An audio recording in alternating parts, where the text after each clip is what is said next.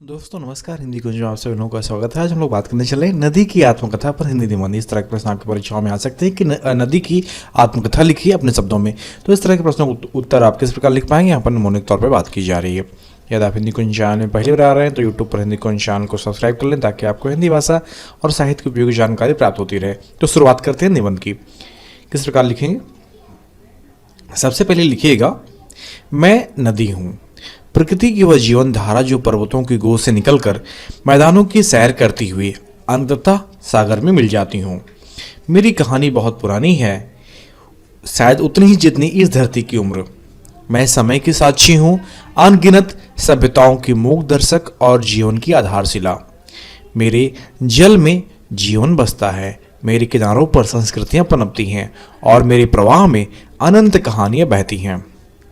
मेरा जन्म ऊंचे पहाड़ों के बीच हुआ, वहाँ जहाँ बर्फ की चादरें धीरे धीरे पिघलती हैं। मैं एक छोटी सी धारा के रूप में अवतरित हुई। शुरू में मेरा रूप नन्हा था, शरारती और चंचल। मैं चट्टानों से टकराती, पत्थरों को छूती और हंसती खेलती नीचे की ओर बढ़ती। मेरे लिए वह समय आज़ादी का था जब मैं बिना किसी बंधन के अपनी मर्जी के बहती थी। हवा मेरे साथ खेलती, पक्षी मेरे ऊपर उड़ते और सूरज की किरणें मेरे जल में चमक बिखरती। धीरे धीरे मेरी यात्रा बढ़ती गई। छोटी छोटी धाराएं मुझसे आकर मिली और मैं बड़ी होती चली गई। मेरी शक्ति बढ़ी, मेरा स्वर गहरा हुआ और मेरा रास्ता चौड़ा होने लगा। पहाड़ों से उससे उतरते हुए मैंने घने जंगलों को पार किया।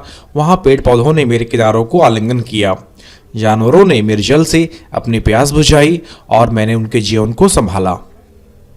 जंगल की हरियाली मेरे जल में झलकती थी और मैं उस सुंदरता का हिस्सा बन गई।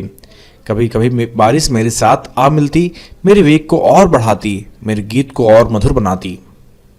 मैदानों में आकर मेरा स्वभाव बदल गया। अब मैं उतना उछल कूद नहीं करती थी, बल्कि शांत और संयमित होकर बहने लगी।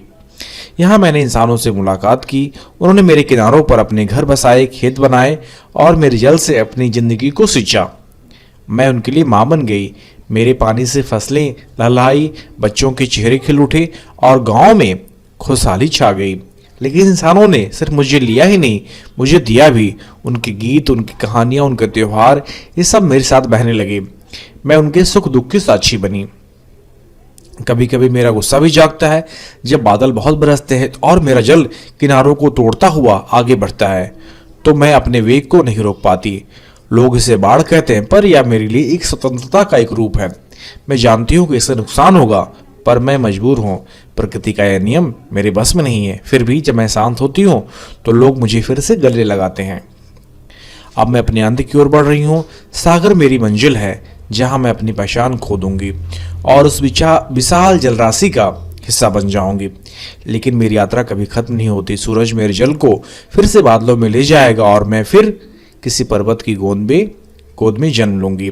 यह मेरा चक्र है, मेरा जीवन है। मैं नदी हूँ, जीवन की संवाहक, सभ्यताओं की जननी और प्रकृति की अनमोल देन। मेरे बहने में ही मेरा अस्तित्व है और जब तक मैं बहूंगी तब तक यह धरती रहेगी। मेरी कहानी अनंत है, मेरी आत्मा अमर है। तो इस प्रकार निबंध समाप्त होता है। यदि आपको निबंध लिखित रूप में चाहिए कि नदी की आत्मकथा, तो आप नीचे डिस्क्रिप्शन बॉक्स में लिंक दिया गया, जहां पर जाकर आप यह निबंध लिखित रूप में प्राप्त कर सकते हैं। आशा करता हूँ वीडियो आप सभी के लिए उपयोगी सिद्ध होगा। वीडियो देखने के लिए आप सभी का बहुत बहुत धन्यवाद।